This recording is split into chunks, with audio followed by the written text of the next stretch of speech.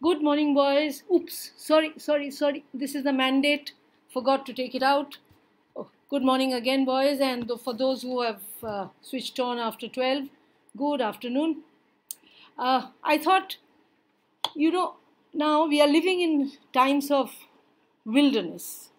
Wilderness of what? Wilderness of uncertainties. Wilderness of not knowing what tomorrow holds for us. Of course, we know what the next 21 days holds for us.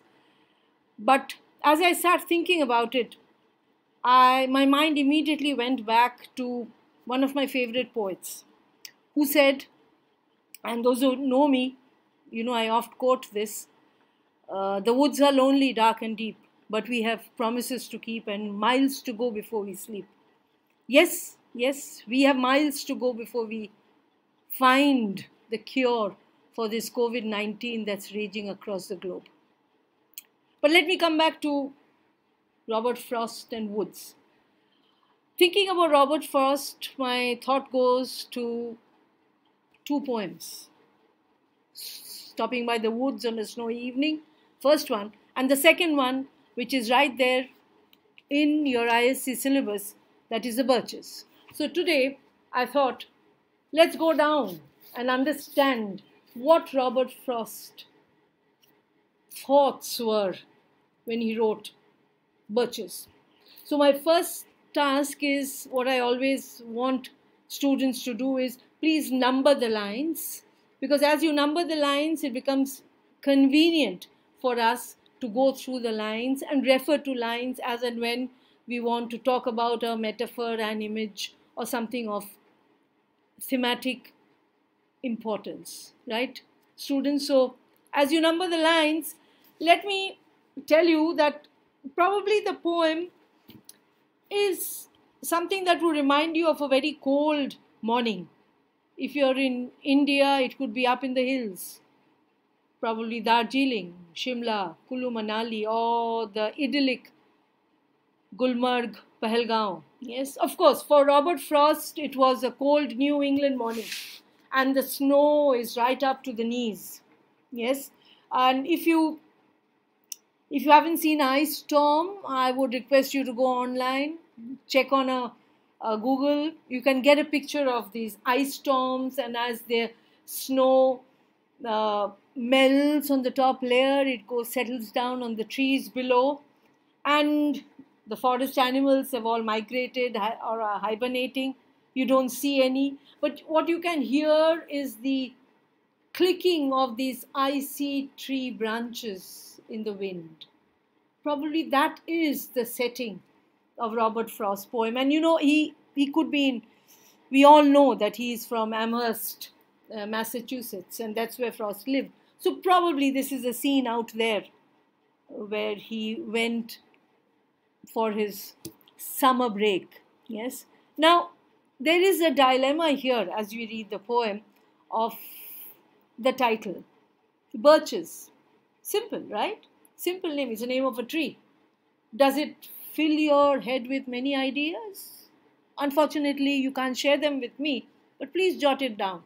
First thought, what does the word birches conjure in your mind? Yes, nature definitely. Is there anything beyond nature? So if you go through the poem, yes, probably what the poet is trying to do is meditate on this tree. And in the process of meditation, as you know, there are deep thoughts that do come to our mind. So the speaker here begins with a beautiful but very simple image. And then probably as we read through the lines, there are certain significances that we have to delve with. Yes. But like I said, put down your first thought. It's very important. The first thought about Birches, note it down. Right? It gave you a second. Now, let's go back to the poem. You can read along with me as I read, but I'm not going to take the entire poem together. I hope you have numbered it. It's exactly 59 lines, right?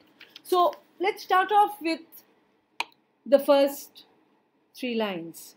Now, before I start off, I would request you to, as we read and as I explain, to keep noting down, underlining any image, any word, any question that comes to your mind, which I can address individually later on once the video is over. Okay? So let's start off with the first three lines. When I see birches bend to left and right across the lines of straighter, darker trees, I like to think some boy is being swinging them. Where does it take you? Immediately, the first person narrative, please remember that. And whom is he addressing? To us, right? It's an imaginary audience. Some boy is being swinging them. Yes, the birches are trees. If you do not know, they are very slender trunks, and the bark peels off like paper, and they're very tall. Not good with math, but probably about 50 feet tall. These birches grow, and they really swing. I have some bamboo trees outside. Probably at the end of the class, I'll show you the bamboo trees and the way they swing with the breeze. And the thin trunks is very important, because it is because of this that they, under the weight of the ices, the snow that is sort of gathered on top of these branches, that makes it easier for them to sway. So, but what's the important imagery in the first three lines is, when the speaker sees the birch trees bent to the ground, he doesn't talk of the weight of the snow. He doesn't talk about broken branches. He romanticizes the entire exercise, and he says, imagine the birch trees bent after a little boy has been swinging on the birch tree on one cold afternoon out there when he's on a holiday. Lovely to think about it, right? We move on to the next three lines, lines 4 to 7. But swinging does not bend them down to stay, as ice storms do. Often you must have seen them, loaded with ice a sunny wintry morning after a rain. Yes. Again, one question comes here. How would you swing on a birch tree? Would you just grab hold of a branch and swing it? Or would you take the trunk, embrace it, climb up, and then try to swing with it? Yes? But whatever it is, he hasn't given a direct picture of how the swinging takes place. But what's important is, the swinging does not break the branch. The swinging has not caused a permanent damage. The branch is not broken. Yes, probably like a spring, it's gone back. Probably not the same height, but it's somewhere there in between. Yes. Then there is the picture of a ice storm. So during an ice storm, the tree is covered with the freezing rain. The rain, the drizzle of snow coats the tree, yes, all through the winter night. So the next morning, when the little boy reaches the birch tree, this is what he sees. Yes. So, again, imagination, close your eyes, think of a picture out there. Again, Kulu, Manali, Gulmarg, Darjeeling, if you can. Yes. I move to 7 to 9 again. They click upon themselves as the breeze rises, and turn many-colored as the stir cracks and crazes their enamel. You see those hard alliterative words that he has used. Cracks and crazes. Turn many-colored as stir cracks and crazes. And click. K, k, k. The alliterative sound, again, that is onomatopoeic, gives you the sense of what exactly is happening. Yes. And as the wind, it is helping the branch to sway, and it brushes against each other, and you have the clicking sound. Yes. So you just don't have the sense of sight. You also can hear the clicking sounds that comes. Yes. the clicking, action that cracks the eyes, probably thin layer of eyes that it cracks. Yes, and then you have, as the stir cracks and crazes their enamel, crazes. Yes, a crazy use, but it's a very poetic use of what? Of tiny cracks, which is just a tiny scar that he mentions. They look like the veins that we have. Yes, so these are the cracks that have come on the, like the spider web over the branches. And enamel, like we all know, very glassy outer surface. Yes, so what is the sound? Either, you think of something that is hard and shiny. Yes, and here the enamel is the coating of ice over the branches of the tree. All right, we move to line 10 to 12. Soon the sun warms. Soon the sun's warmth makes them shed crystal shells, shattering and avalanching on the snow crust such heaps of broken glass to sweep away, you would think, the inner dome of heaven had fallen. Very strong imagery. The inner dome of heaven had fallen. Frost is taking us to another plane of understanding. The inner dome of heaven. Whenever I think of the dome of heaven, I am always taken to Coleridge and Kubla Khan. Yes, in Kubla Khan did I a beautiful pleasure dome decree. So that image of dome is oft repeated by poets in their poems. You'll find it in Emily Dickinson as well. So this inner dome of heaven had fallen. He's here, what is happening now? The day is advancing, right?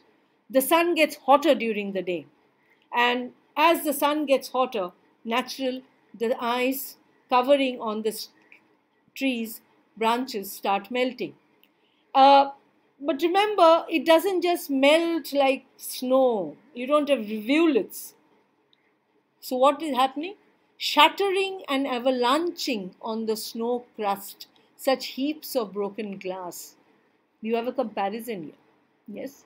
Like such heaps of broken glass. What is the image that it projects here? The ice is cracked and crazed when it starts to melt. Bits of ice are falling off the trees. Like when you take a glass and just throw it down, what happens? You'll get innumerable pieces strewn everywhere on the floor. The same thing is happening with the ice here.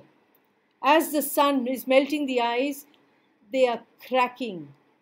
Small pieces falling off the trees. Very dramatic language, but helping you to experience the movement as it happens. Yes? So what is the comparison here? The image. Please remember, students, the breaking ice is compared to the shattering crystal and glass that falls like an avalanche. Avalanche, not little bits one at a time. It's a cascade falling down. Yes, probably something which a little insect would come down like a slide. That is the image that you're getting. So you see what is happening is with this, the sun has melted the top layer of the snow. It's just early morning. The top layer of the snow of the night before is gradually melting. Yes. And that layer, which the cold night had frozen hard again, yes, all this imagery, heaps of broken glass to sweep away, you'd think the inner dome of heaven had fallen. Yes. So now, very important, very, very important this line is, okay, let me finish the first line. This shattered ice, it collects below the tree like a pile. Imagine it's a pile of glass. Now what happens to the pile? Does it melt away totally? Does it form a rivulet? No, it doesn't. The night again, the cold night will again harden it. So we'll have a pile of ice near the trunk of the birch tree the very next morning. Okay, line number 13, very important. You would think the inner dome of heaven had fallen. important things. Dome, like I told you. You know that the belief that the sky, that's a Judeo-Christian thinkers believe that the sky was a dome that separated heaven from earth here. Yes. So the idea of dome also, what does it bring to your mind? You think of the Taj Mahal, you think of the Humayun's tomb, you think of the church down the road where you live, you think of cathedrals. Yes. So the idea of the dome and the ceiling, what the poet wishes to convey is a number of interesting connotation. Yes.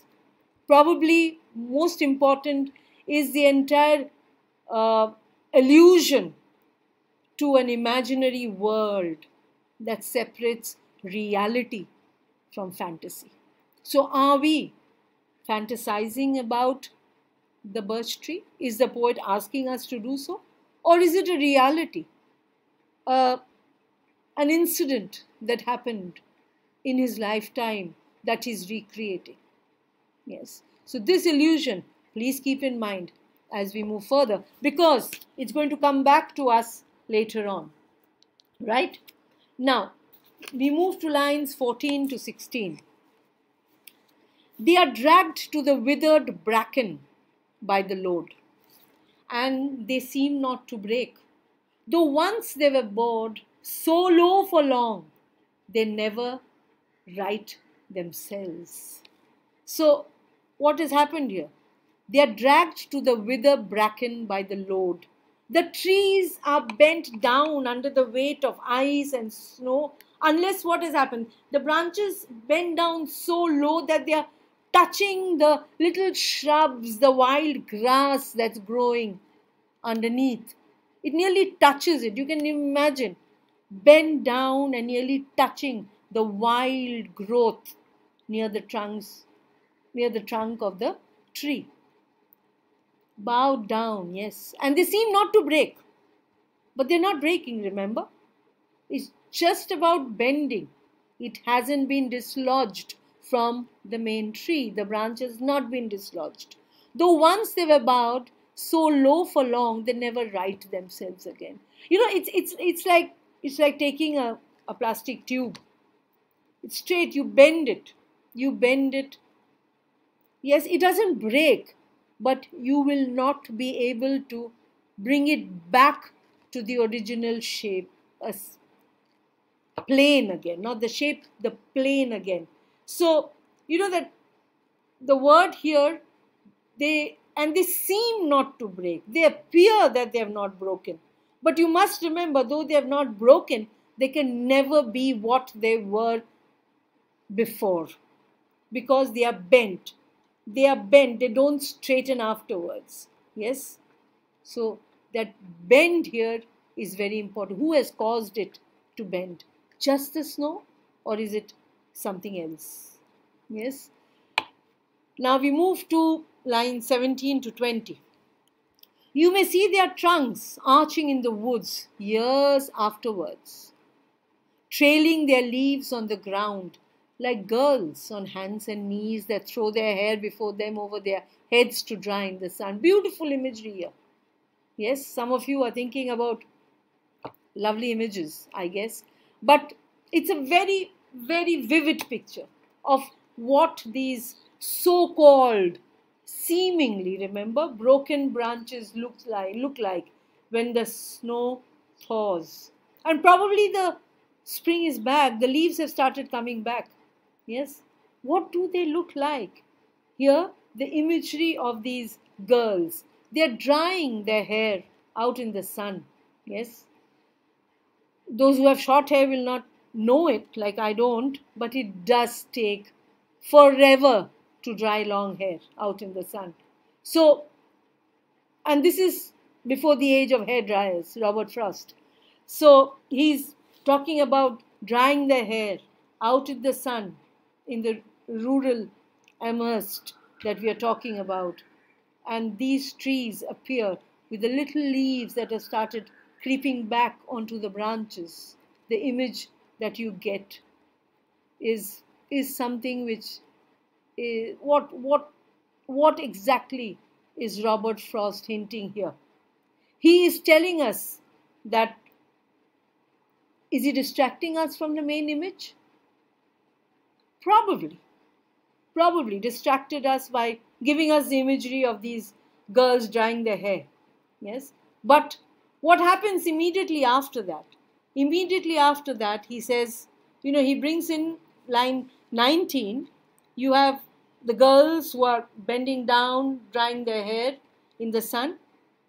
The next line, but I was going to say, when truth broke in, with all her matter of fact about the ice storm, and I should prefer to have some boy bend them, as he went out and in to fetch the cows. So you see what's happening here. As soon as he brings in the imagery of a girl, we see a bit of a distraction, but he's back. Yes. But are we sure what he has come back to? Yes. Are you sure what he has come back to? Is there a sudden shift in his approach to Birches here? Yes. Because for the first time, we have the idea of truth with a capital T, which we all know personifies a reality that has entered the poem.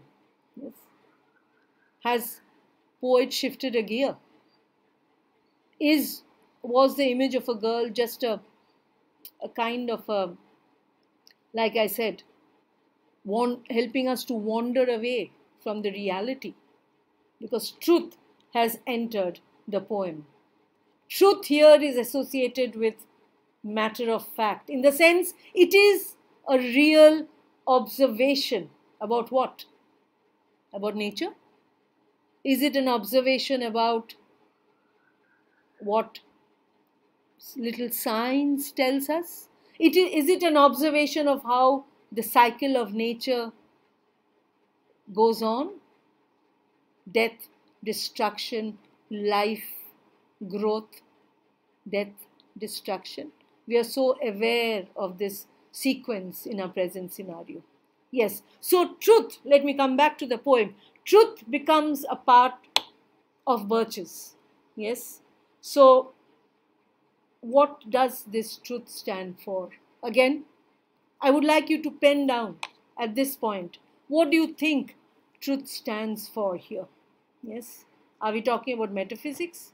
Are we talking about simple nature, a nature poem? What is truth here? Yes, because first we have these country girls. Then now, after truth and matter of fact, something that happens about the ice storm, he's moved to boys. Yes, he has moved on to the boys. So what is he imagining here? I should prefer to have some boy bend them, as he went out and in to fetch the cows. Some boy too far from town to learn baseball, whose only play was what he found himself, summer or winter, and could play alone. A wistful note in the poem, a very wistful note, imagining that a boy were bending the trees. Not wind, not rain, not snow. We are moving on to a different plane of understanding. He comes up with something very specific about who is the guilty person, if it is not the snow. Who is the guilty person who is causing this branch to bend? Yes. He imagines it's a boy, a little boy. Is he talking about his childhood? Was he a bender of birches? I don't know. Let's find out. So he imagines it's a boy who has taken his herd, his father's herd of cows to graze. Yes. He's all by himself. Yeah. How does he engage himself? Remember, it's not the time that you have a Rubik's Cube with you that you can play, or a little tab that you can download a game, or PUBG or whatever rubbish that some of you play with. Sorry for the use of rubbish. Great things that some of you play with, but he has to engage himself, right? So what does he do? He looks around. There's nothing. What do I do? Wow, that's a great birch tree. So let me swing. Let me swing. So I'm in isolation. I don't have friends. There's nobody around to play with. So what do? I'll entertain myself. So I'm exploring what is around. I'm looking for something that's going to help me pass the time, while away the time while the cattle grazes. Yes, probably it is Robert Frost as a little boy. Who knows? As I turn the page, lines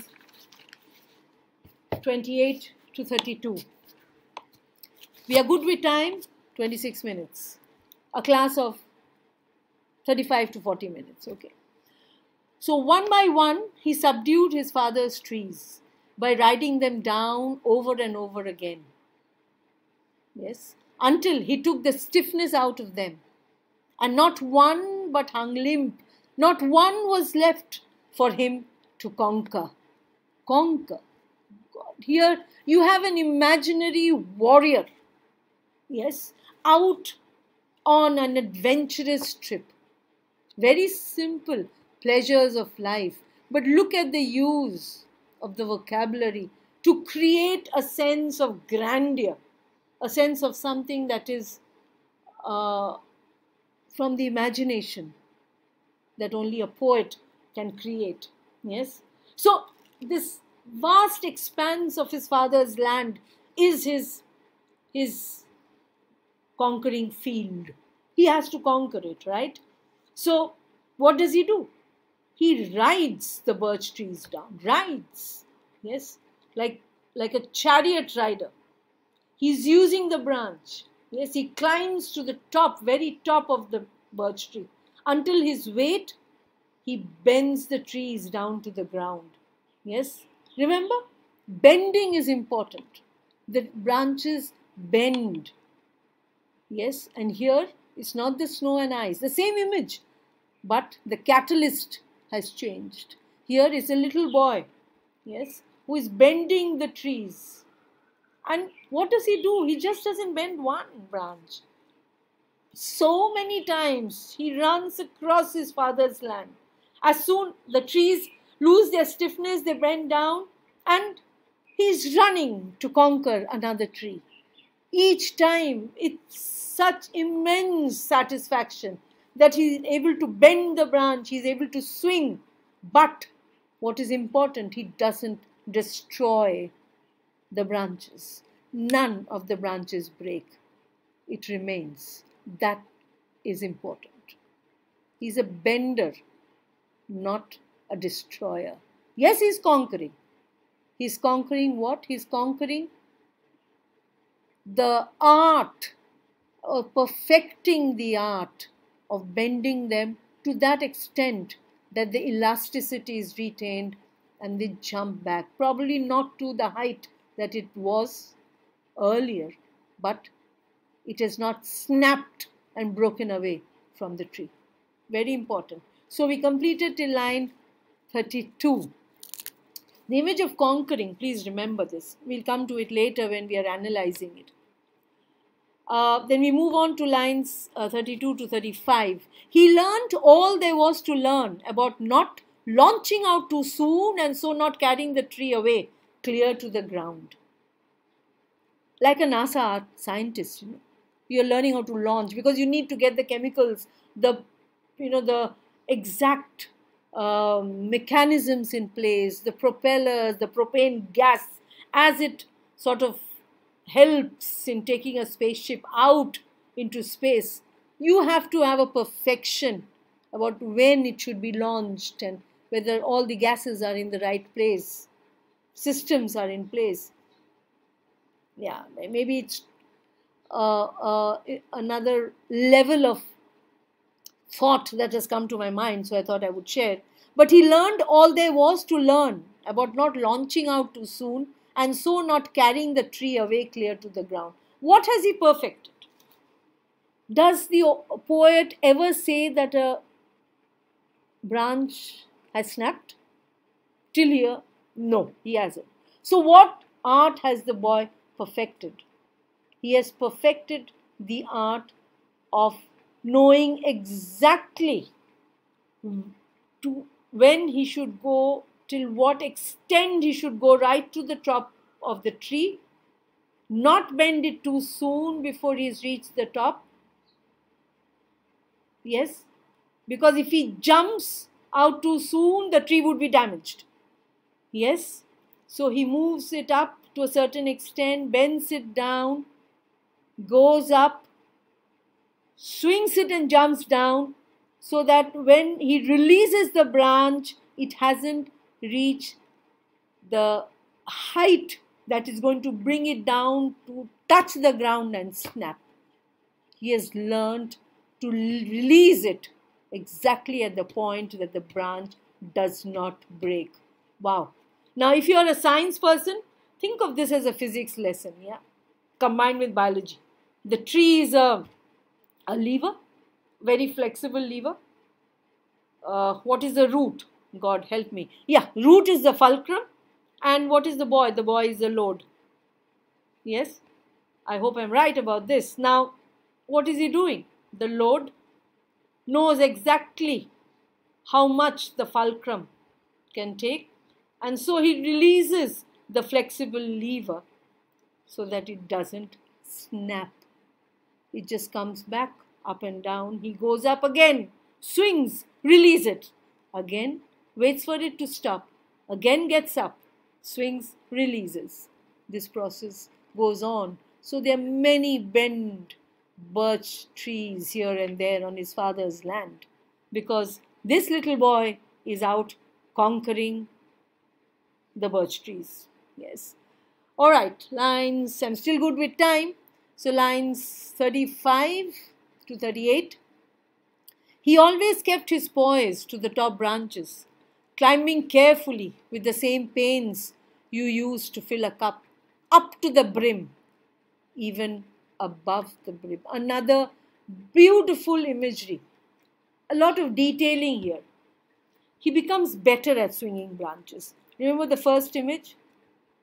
The lever, the fulcrum, and the load. What is this image? He keeps his poise. That means he balances himself. Cool and collected. He balances himself, sort of hovering upon a branch. Yes? It's like, filling a cup to the brim. Yes? You fill a cup to the brim. If you're pouring liquid into a cup, you have to be so very careful, right? You cannot. You're filling and filling and filling and filling. You have to be careful that it is filled to the brim, but doesn't spill. Doesn't spill. Fill to the brim, but it doesn't spill. You have to be careful. You cannot overflow the cup, because if you overflow, the liquid will spill over. Now, liquid will spill over the rim of the cup. So, what does the boy do? He's perfected. Bend, bend, bend. This is it. Now release. It doesn't snap. It just jumps back to where it earlier was. Yes. So, we move on to line. Another imagery, please keep it in mind. The cup. Next, we move on to lines 39 and 40. Then he flung outward, feet first, with a swish, kicking his way down through the air to the ground. The entire process. So, what has the boy done? He has filled, metaphorically, the cup above the brim. Okay? Reached the top of the tree. What does he do next? He kicks his feet out, presumably holding on to the branch. He kicks his feet out, uses the tree like a bungee cord. Think of a bungee cord. It's like bungee jumping. He uses the tree like a bungee cord, bends it just enough. He's lowered to the ground without harm, then releases it. Yes, that is how he's swinging on the branches of the birch tree. 41 to 42. Very, very important lines. You must underline this, students. So was I once myself a swinger of birches. and so I dream of going back to be. Another transition. I gave you one transition with the word truth. If you remember, the word truth that came line 21. You have the second transition here and line 41. Easy to remember. And so was I once myself, a swinger of birches, and so I dream of going back to it. How has the poet shifted a gear?